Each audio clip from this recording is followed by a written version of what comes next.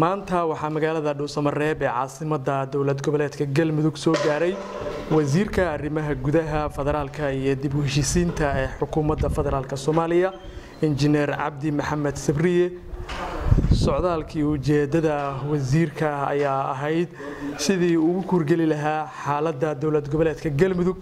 maadaama marka laga yimaado marka uu yahay wasiir ka tirsan xukuumadda federaalka Soomaaliya inuu dhinaca kale yahay mas'uul ka soo jeeda dawlad goboleedka Galmudug waxa uu daneynayay inuu u kurgalo xaaladda dawlad goboleedka Galmudug waxa si diiran u soo dhaweeyay labada gole ee dawladda golaha baarlamaanka iyo golaha wasiirada intaas kadibna waxa uu kulan la qaatay madaxweynaha gudoomiyaha baarlamaanka iyo madaxa xukuumadda iyo qaar kamid ah golaha wasiirada kulankaasi oo lagu la wadaagay waxyaabo badan oo la xiriira tabashooyinka dawlad goboleedka Galmudug iyo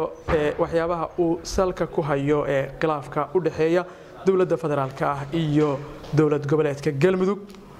wasiirkuna si buuxda ayuu u dhageystay dhammaan soo jeedintii iyo tabashooyinkii madaxda Galmudug ay u jeediyeen wilina kulamadu waa socdaan oo ilaa hadda wax is-afgarada oo la gaaray ma jiraan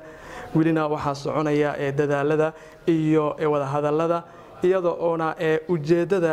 kulanku uu yahay sidii xal waara loogu heli lahaa ismariwaaga iyo madmadowga siyaasadeed ee u dhaxeeya dawladda federaalka iyo dawlad goboleedka Galmudug insha Allah taala warbaahinta waan la wadaagi doonaa wixii ka soo kordha kulamada ay yeelanayaan madaxda oo wili soconaya waa mahadsantiin